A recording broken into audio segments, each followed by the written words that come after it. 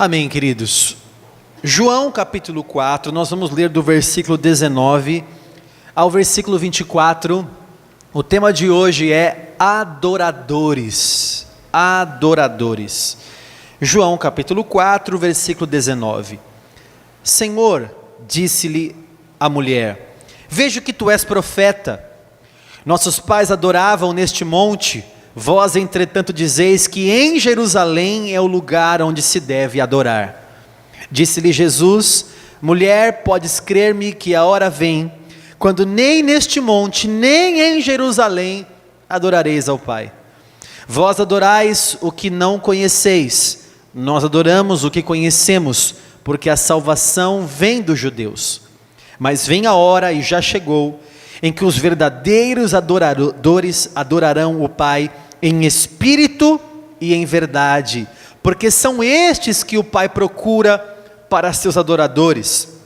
Deus é espírito e importa que os seus adoradores o adorem em espírito e em verdade. Feche os teus olhos. Pai, venha sobre nós com a tua palavra, com a tua unção. Desejamos ouvir a tua voz nessa noite, Pai. Tu és bem-vindo aqui neste lugar, nesta igreja. O Senhor conhece nossas necessidades, o Senhor conhece o nosso coração, e nós nos abrimos agora para a tua voz, Pai. Fala, porque os teus servos ouvem. Usa a minha vida, e eu te darei toda a honra e toda a glória para sempre, em nome de Jesus. Amém e amém. Amém? Pode se sentar, por favor. Irmãos, por muito tempo da minha vida eu não conseguia compreender algumas coisas. Pelas minhas limitações humanas, a gente pensa como homem e não pensa como Deus. E por algumas coisas eu lia esse texto e mais alguns que, na verdade, eu tenho o Teologar como um canal de perguntas e respostas, que eu respondo muitas coisas, mas as minhas perguntas nem eu mesmo sei responder. São coisas que se eu perguntar no meu canal para mim mesmo, eu não vou conseguir responder, porque são coisas que às vezes estão além da nossa compreensão humana. E eu sempre li alguns textos e eu perguntava assim, para que tanta adoração? Para mim sempre pareceu assim um Deus meio que egocêntrico. Sendo sincero e confessando aqui, até que eu não entendi algumas coisas, eu achava um Deus meio metido.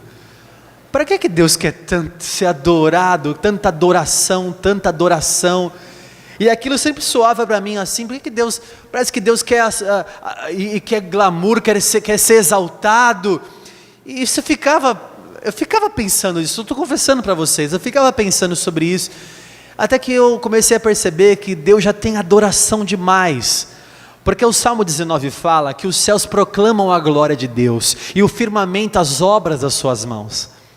Toda a criação já louva e adora o Senhor. Os anjos estão nos céus adorando o Senhor, dizendo que santo, santo, santo é o seu nome, e toda a terra está cheia da sua glória. Ele é adorado, como diz Malaquias, nos quatro cantos da terra, por pessoas sinceras que o adoram de verdade. Deus não quer saber de adoração, e quando eu fui ler o texto, eu comecei a perceber algumas coisas, que em nenhum momento do texto Deus fala que Ele quer adoração, mas que Ele quer adoradores, e é muito diferente, irmãos. Há muita diferença em um Deus que está procurando adoração, para um Deus que está procurando adoradores. O foco de Deus nunca foi em receber exaltação, mas foi procurar aqueles que o adoram em espírito e em verdade. O foco sempre foi a nossa vida. Eu achando que um Deus era um Deus meio metido, e na verdade eu estava errado, porque Ele estava querendo me encontrar. Diz a palavra que Ele procura os verdadeiros adoradores. A palavra não tem a ver com adoração, a palavra tem a ver com adoradores, porque geralmente a gente liga a adoração com música.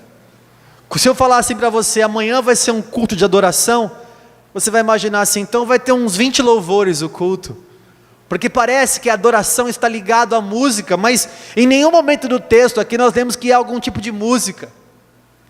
Em nenhum momento aqui mostrou que ela queria cantar em algum lugar, essa mulher samaritana, ou que Deus estava falando de música aqui. Não há música relacionada com esse texto.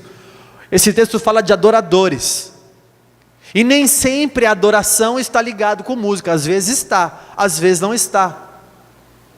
E eu separei uma palavra hoje aqui muito simples para falar para vocês. E mostrar que Deus está interessado não só na adoração, mas está interessado em adoradores. Adoração e viver como um adorador é um estilo de vida. Está relacionado com o nosso comportamento interior e exterior. É viver uma vida de adoração, é muito diferente. E eu quero deixar aqui para vocês alguns tópicos. São só 94 e eu vou começar no primeiro agora. Brincadeira. São 4 tópicos que eu quero ministrar ao nosso coração. E numa palavra muito simples. E você sabe que nas palavras mais simples, irmãos, Deus fala demais. Deus fala muito nas palavras simples. Então, você vai sair daqui hoje alimentado por uma palavra simples que vai tocar o teu coração, eu tenho certeza, para você se tornar um adorador se você ainda não é. E se você já é, vai acender de novo a chama do teu coração para você sempre adorar a esse Deus. Primeiro, um adorador, ele adora com a própria vida. Um adorador não adora a Deus só com os lábios, mas ele adora o Senhor com a própria vida.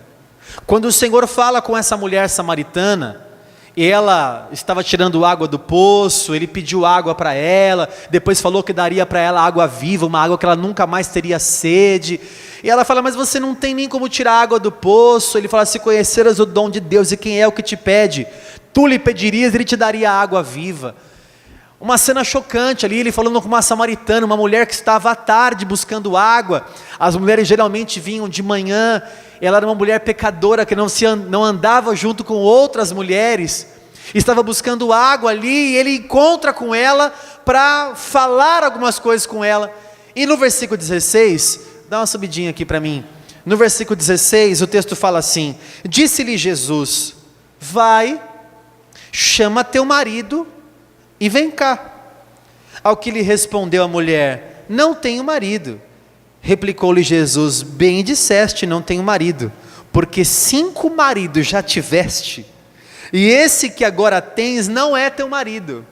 Isto disseste com verdade. Aí ela fala, veja que tu és profeta. Quer dizer, isso você falou com verdade, porque Deus quer pessoas que adorem com verdade. E a primeira coisa que ele faz ali, o Senhor onisciente, sabendo, conhecendo a vida dela, já de encontro com ela, dá uma revelação da vida dela. Faz o seguinte, chama seu marido. Ele falou, não tenho marido. Ele falou, eu sei, porque 5 você já teve, e esse aí é tico-tico no fubá. Esse aí não é marido de verdade, não é teu marido. Senhor, vejo que tu és profeta. Porque eu estou à procura de pessoas que vão me adorar com a própria vida. Porque o que adianta você adorar com o sacrifício de louvor dos seus lábios, mas você mesmo não obedecer a Deus? A palavra fala que é melhor obedecer do que sacrificar. E aí você quer entregar a Deus hoje um sacrifício, e Deus quer apenas a sua vida. Eu não sei quanto que você ofertou hoje no culto. Talvez você ofertou 5 mil reais. Oh Deus, tomara que esteja alguém que ofertou hoje aqui 5 mil reais, e você diz assim, Senhor, receba a minha oferta, receba o meu sacrifício. E Deus, como eu te falasse assim para você, eu não quero só isso das suas mãos, eu quero você, eu quero muito mais do que você pode me entregar, eu quero você, eu quero o teu coração. Pai, eu quero te entregar a adoração nessa noite, mas mais do que entregar a adoração, eu quero que você se entregue a mim, porque eu estou à procura de adoradores e não de adoração. É como se falasse assim, Senhor, recebe isso daqui. Ele fala, mas eu não quero isso, eu queria você. Eu queria você. A mulher pergunta para ele, aonde que eu devo adorar? Ele fala, traz seu marido. Você é o Senhor? Cadê essa água? Me dá dessa água. Ela pede para ele, me dá dessa água para que eu não tenha mais sede. Ele fala, traz seu marido. Como traz meu marido? Eu quero mostrar para você, que se você quiser beber dessa fonte, Jesus Cristo, você precisa ser uma verdadeira adoradora. A verdade da sua vida, mulher, é que você teve 5 maridos e esse que você tem não é teu. O Senhor queria agora transformá-la numa adoradora. Eu não vou hoje falar sobre isso, mas depois ela se transforma numa testemunha e numa evangelista. Ela sai evangelizando depois e contando quem é Jesus para todo mundo. E a melhor coisa é você fazer alguma coisa com mulher, porque mulher espalha notícia rapidinho. Deixa eu beber uma água.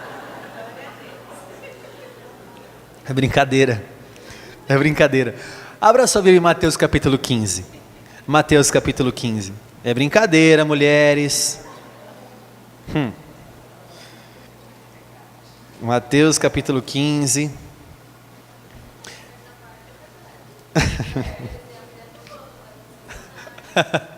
Verdade. Mateus capítulo 15, versículo 8. Jesus está falando com algumas pessoas ali, fariseus, e ele diz assim para aqueles que ele chama de hipócritas no versículo 7, Mateus 15, 7, agora no 8 ele diz assim, Mateus 15, 8: Este povo honra-me com os lábios, mas o seu coração está longe de mim. Quem falou isso foi Isaías 29, 13. Isaías profetizou: esse povo de Israel até vem para o culto, eles até louvam. Se você olhar para a pessoa, você vai ver a boca abrindo, os lábios, ele me louva com os lábios. Se eu falar para você cantar aqui, você vai cantar, né? Oh, aleluia, aleluia. E você louva com os lábios, mas Deus lê o teu coração. E aí Deus fala: esse povo me louva com os lábios, mas o coração está muito longe de mim. Visto que o que Deus está se importando, muito mais do que nossa canção, nossa música, a nossa adoração, Ele quer saber de adoradores, de pessoas com um coração nele, de pessoas com um coração no Senhor, de verdade mesmo, que Ele pode ver e esquadrinhar e sondar o teu coração e saber que todo o seu coração está em Deus. Aí Jeremias fala assim: buscar-me-eis e me achareis, quando me buscardes de todo o vosso coração. Quando o teu coração estiver em Deus, não é quando os seus lábios chegarem em Deus, é quando o teu coração estiver em Deus. Segundo, um adorador, ele é grato a Deus. Um adorador tem uma característica: gratidão. Aliás, irmãos, gratidão é uma das adorações mais sinceras que uma pessoa pode fazer. A pessoa é grata, e isso sobe a Deus como incenso suave, porque o Senhor recrimina a murmuração. Veja o povo no deserto, murmurava, e o Senhor se enfureceu, de modo que eles ficaram prostrados no deserto. Agora, a gratidão agrada a Deus, agrada-te do Senhor, e Ele satisfará os desejos do seu coração, diz a palavra. A gratidão agrada a Deus, e a melhor forma de nós adorarmos, porque de uma coisa a gente fala com os nossos lábios a Deus, mas Ele que sonda o nosso coração sabe que nós não somos tão gratos assim. A gratidão é uma das formas mais puras e mais sinceras e importantes da vida de um adorador. E eu fiquei pensando em algumas coisas, porque há um Provérbios 27, versículo 7, que diz assim: a alma farta pisa o favo de mel, mas a alma faminta, até o amargo é doce. Vamos de novo. A alma farta, ela pisa o favo de mel, está de barriga cheia. A alma faminta, até o amargo é doce.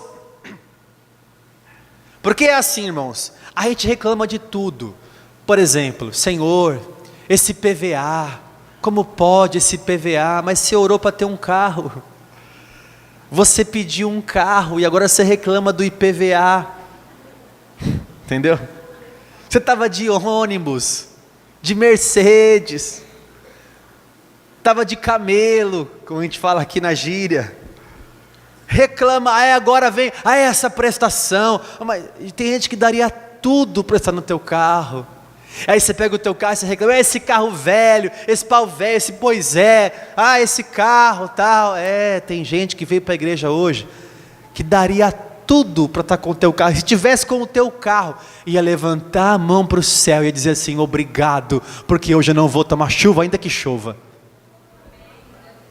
É ou não é verdade? E a gente reclama do que nós oramos para Deus e Ele mesmo nos deu. O povo no deserto estava vendo cair maná do céu, Pão de Deus todo dia, segunda, terça, quarta, quinta, domingo, segunda, terça, quarta, quinta, sexta, e na sexta caía ainda dobrado e não embolorava até o sábado, um milagre de Deus. Eles falavam assim: eu queria tanto comer os pepinos, os alhos silvestres que tinha lá no Egito, que nós comemos de graça nada, né? Era escravos. Aí reclama, Deus falou, Deus não recebeu aquilo. Um adorador é grato. Eu vou te dizer uma coisa, você que é casado, a alma farta pisa o favo de mel, porque há pessoas que dariam tudo para ter a esposa que você tem, que queria estar no teu lugar. Você reclama: essa esposa que Deus me deu. Você orou, você ia morrer encalhado. Deus te ouviu. Aí, quando Deus dá a bênção, você reclama. Você ora para casar e agora está orando para separar. É estranho, nós temos um negócio estranho assim. Não dá para entender. A gente tem que parar de reclamar daquilo que Deus nos deu, que Deus nos dá. E há pessoas que dariam tudo para estar com teu marido. Aliás, o que tem de mulher encalhada aí procurando uma boquinha, que tem a fila de mulher, porque homem não tem sobrando, mas mulher tem fila. Mas irmão, a gente tem que parar. Olha, eu cheguei em casa esses dias, a gente comprou para Thalita alguns adesivos. Eu contei para alguns já isso, né? Eu cheguei em casa esses dias, quando eu abro a porta, a minha casa estava como casas apaineladas, porque tinha adesivo em tudo quanto é lado, tudo. E eu olhei para aquilo, meu Deus, no interruptor todo interruptor tinha um adesivo. Todo interruptor, na geladeira, no micro-ondas, no armário, na parede. Eu falava: meu Deus, vai tirar a tinta. A vontade que eu tenho é de falar assim. Eu já sei que quando eu já olhei a obra de arte, eu já sabia quem tinha sido. Era a Thalita, porque a Débora não faz essas coisas. A Débora é um anjo, né? A Thalita, eu já olhei assim, dá vontade de falar assim: se arrancar a tinta, eu vou dar um pincel na tua mão, e você vai pintar, e dá vontade de falar, vai arrancar um por um, porque você vai nesse shopping aqui, eu vou te ensinar, não faça isso, irmão. Você vai no shopping, aqui tem um quiosque no meio ali, que você paga R$7, você compra 500 adesivos, 500, com R$7, aí você não dá na mão do seu filho. Quando eu olhei aquilo, sabe o que eu pensei? Quando eu olhei, eu falei: que linda minha filha. Tem saúde. Pensei comigo: ainda bem que eu tenho filha, porque há pessoas que dariam tudo para ter uma obra de arte dessa em casa, e não conseguem ter filhos. E eu tenho duas. Deus, obrigado. É a adoração. A adoração parte do coração, não só dos lábios. Quando você diz assim: eu poderia reclamar, eu poderia estar matando, eu poderia estar roubando, eu poderia estar... Mas não. Senhor, obrigado por aquilo que eu tenho. Obrigado por aquilo que o Senhor me deu, porque é precioso demais. E a Thalita, ela riscou minha televisão. Aí o negócio foi sério. Riscou minha televisão, 49 da sala. E no dia dos salmistas, foram para minha casa... Deixei as crianças lá, ela riscou minha TV. Essa ela tomou uma bronca feia. Nem precisei bater mais. É só falar para ela que ela não é de Jesus, que ela não faz, ela já saiu chorando. Nunca mais ela vai riscar a TV, porque ela saiu já com uma bronca feia. Eu olho para a TV e digo assim: obrigado, Senhor. Obrigado, porque eu tenho uma filha que alcança a TV já. Porque tem crianças que estão numa cadeira de rodas e não conseguem fazer essa obra de arte que minha filha fez. Obrigado. É só você ligar a televisão que some todos os riscos. Quando você desliga, fica tudo preto, você vê. Você liga, você esquece. É muito melhor você ter marido, ter esposa, ter filho, reclama da tua igreja. Vai visitar umas que eu já vi por aí. Reclama do seu bispo. Brincadeira. Reclama dos seus irmãos, reclama do louvor, reclama.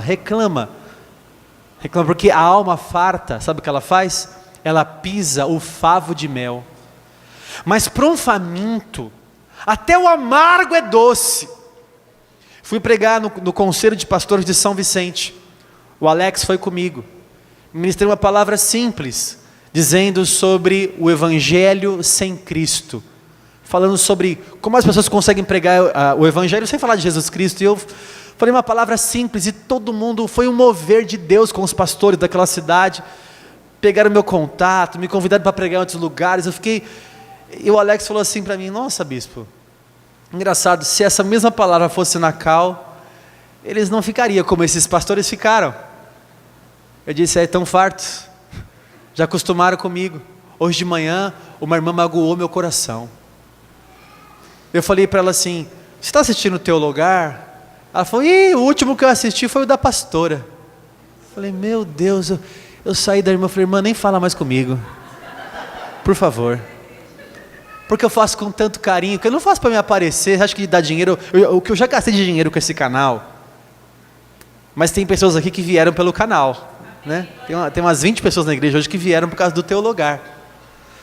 E eu faço para poder ensinar um pouco. E a irmã fala, sabe o que eu pensei? Aí o Sérgio falou, né? Cadê o Sérgio? Estava aí. A gente falou: que te ver você ao vivo aqui e tal. Uma farta. Pisa o favo de mel, porque o Teu Lugar dá trabalho. Dá ou não dá, Gi, trabalho? A gente vai ficar madrugada editando hoje. E amanhã eu vou pedir alguma alteração, porque eu sou chato. Dá trabalho, mas a alma farta, ela pisa o favo de mel. Terceiro, o adorador adora, não importa o lugar ou a circunstância.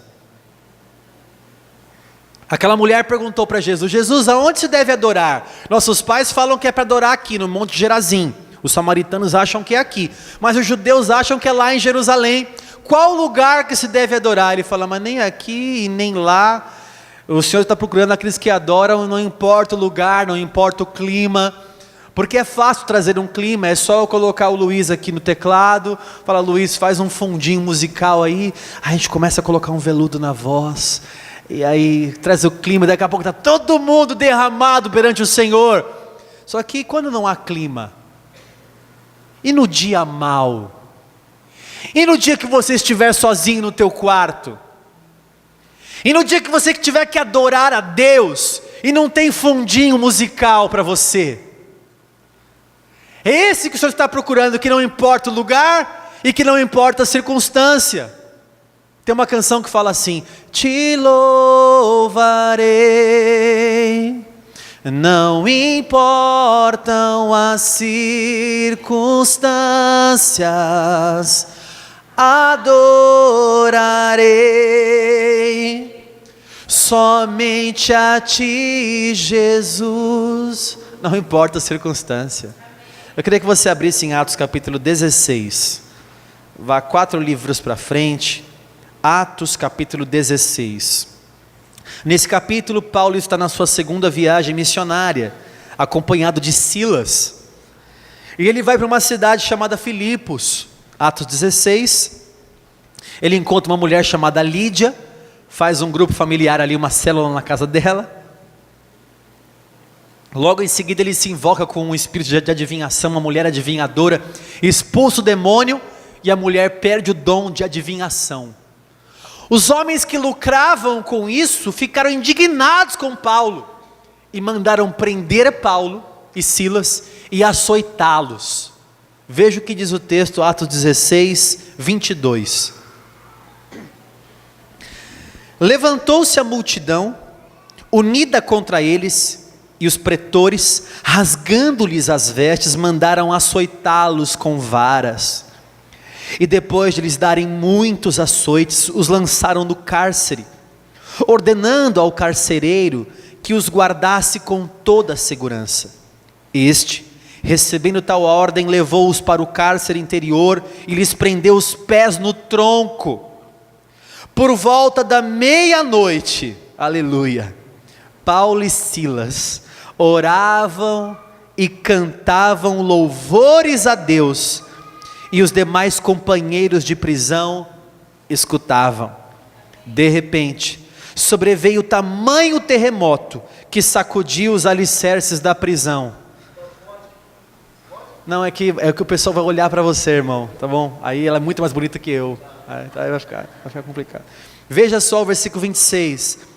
De repente, sobreveio tamanho terremoto, que sacudiu os alicerces da prisão. Abriram-se todas as portas, e soltaram as cadeias de todos. Presta atenção, gente. Eu não sei se você entendeu isso, o que estava acontecendo. Paulo e Silas, viajando para pregar o reino de Deus, montaram uma célula na casa de Lídia, expulsaram o demônio, libertando as pessoas, uma mulher oprimida com o espírito de adivinhação, começou a oprimir, estava oprimindo aquela pessoa, e ele libertou aquela pessoa, e por causa disso, prenderam eles, e eles foram para a cadeia. Diz a história que as pessoas que eram açoitadas naquela época, recebiam 39 chibatadas, 40 menos uma, porque acreditavam que na 40ª a pessoa morreria. Eu não sei se você consegue imaginar a cena, irmão, mas eu posso imaginar. Eu vou fazer aqui uma dramaturgia dramaturgia da Cal. Deixa eu pegar aqui, eu fico imaginando, irmãos.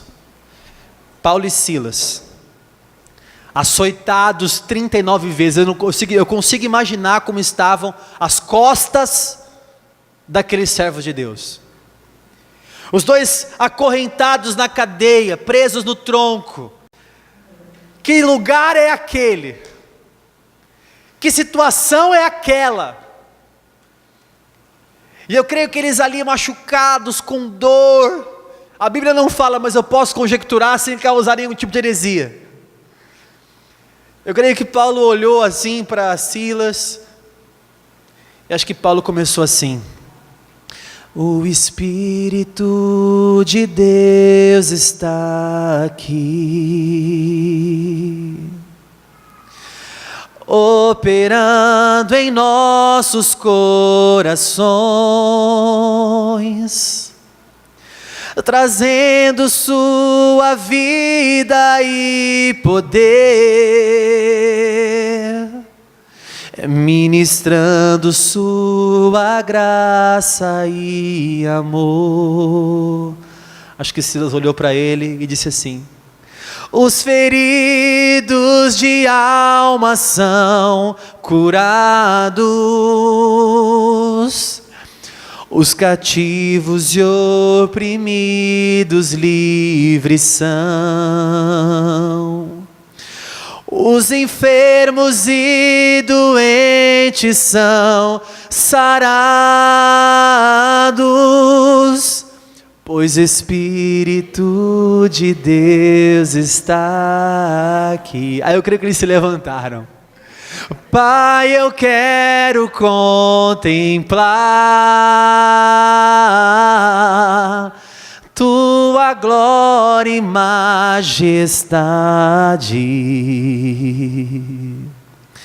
Pai, eu quero te adorar em espírito, em verdade. De repente, irmão, no meio da cantoria, um grande terremoto começa a abalar toda aquela cadeia. Diz a palavra que o terremoto abalou os alicerces da cadeia, e as portas se abriram, e as cadeias se caíram das mãos deles, eles ficaram libertos pelo poder da adoração que subiu até o trono de Deus. Aleluia! Por quê, meu irmão? Porque não importa o lugar, não importa a situação, não importa o problema, porque Paulo e Silas estavam numa cadeia, eles tinham acabado de ser açoitados, mas eles cantavam a Deus, como diz Abacuque: ainda que a figueira não floresça, ainda que não haja produto na vide, ainda que não haja gado nos currais, todavia eu me alegro no Deus da minha salvação. Aleluia! Irmãos, você conhece a história de Jó? Jó passou a situação mais terrível que a Bíblia já descreveu. Não tem história mais terrível do que essa. No capítulo 1 já acaba com quase toda a vida dele. Só vem chegando os mensageiros dizendo assim: olha, morreu os teus filhos. Ele tinha 10 filhos. O seu gado foi embora, o jumento também, as suas casas, suas posses, tudo. E cada um foi trazendo a notícia. Talvez qualquer um de nós ia dizer assim: o que valeu a pena te servir, Senhor? Ninguém aqui é Jó não, viu? Talvez nós, eu não sei se eu tenho toda a fé que Jó tinha. Mas no meio dessa tribulação, na maior tribulação que um homem poderia passar na sua vida, Jó capítulo 1, versículo 20, ele diz assim: então Jó se levantou, rasgou o seu manto, rapou a cabeça, lançou-se em terra e adorou. Ah não, irmão, o cara passou muita coisa. Ele faz tudo isso e ele adora. E disse: nu saí do ventre de minha mãe e nu voltarei. O Senhor o deu e o Senhor o tomou. Bendito seja o nome do Senhor. E em tudo isso Jó não pecou, nem atribuiu a Deus falta alguma. Meu Deus, um adorador, ele não adora só por aquilo que ele faz. Nós não buscamos só as mãos de Deus, nós buscamos a sua face. Um adorador adora por aquilo que ele é. Adoramos a Deus por aquilo que ele é. Quarto, um adorador expressa a adoração. E aqui eu encerro a palavra. Irmãos, a gente não tem um espiritômetro para saber quem está adorando e quem não está adorando, né? Não dá para saber. Mas tem horas que a gente olha e talvez pela experiência de neurolinguística, de você olhar alguém e decifrar alguma coisa em alguém, você sabe quando a pessoa está triste, quando ela está alegre, a gente dá para identificar, né? Se você conhece. Tem horas que você olha para uma pessoa e você fala assim: meu Deus, essa pessoa realmente está se derramando em Deus. Porque tem alguns que viajam na maionese, já percebeu? O louvor está lá, em teus braços, e está todo mundo, e o camarada está lá. Aí você fala: ó Deus, eu não quero julgar esse irmão aí, mas eu acho que ele não está adorando em espírito e em verdade. De repente você olha para uma irmã e ela está em prantos, os braços erguidos, cantando bem alto: em teus braços é o meu descanso. Porque quem adora se expressa. A palavra fala que a nossa boca fala do que está cheio o nosso coração. Se nós formos adoradores, nós produziremos adoração. A música não é a adoração, mas é o resultado da adoração. A canção não é a adoração, mas é o resultado daquilo que nós temos no nosso interior, e nós expressamos, e nós exterioramos aquilo que nós sentimos a Deus, nós colocamos para fora, em forma de canção, de celebração, de música, de palmas, de adoração a Deus. Em Êxodo 20, há uma mulher chamada Miriam, que cantava e dançava e pegava o seu tamborim e tocava o seu tamborim. Tem um louvor novo que saiu esses dias, que fala assim: canta Miriam, o Senhor é Deus. Aí mais novo ainda: canta mocidade, bem assembleia, canta mocidade, canta Israel, o Senhor é Miriam, e é no bolero, né? É, ué. Davi, segundo Samuel capítulo 6, não precisa abrir não, ele está tirando a arca da casa de Abinadab, e vai subindo para Jerusalém com a arca. Enquanto a arca vai subindo, e sacrificando, e adorando, ele vai dançando, as suas canelas começam a aparecer. Mical dá uma olhadinha, que era a esposa dele, e fala: que bela figura fez o rei. Quando ele chega em casa, ele fala: bom, muito bom, hein? Olha, você dançou como um vadio qualquer. Aí ele fala: irmã, Mical, eu mais ainda me farei desprezível perante o Senhor, e mais ainda me humilharei, porque perante o Senhor que me tenho derramado. Aleluia. Então ele se Ele se expressa. Ele se expressa, porque às vezes, irmão, a gente está aqui no culto e não parece que a gente está cantando aquilo que a gente está sentindo que a gente está cantando. Às vezes o louvor, a gente está cantando tão baixinho. Quando nós adoramos mesmo, a gente fala, a gente se expressa, a gente se derrama, a gente se quebranta. Adorador se expressa. E é isso que vamos fazer agora, nos últimos minutos do culto. Amém? Feche os teus olhos, por favor. Aleluia. O Senhor está à procura de adoradores. Aleluia. Muitos procuram a Deus. É um jargão já muito antigo essa frase.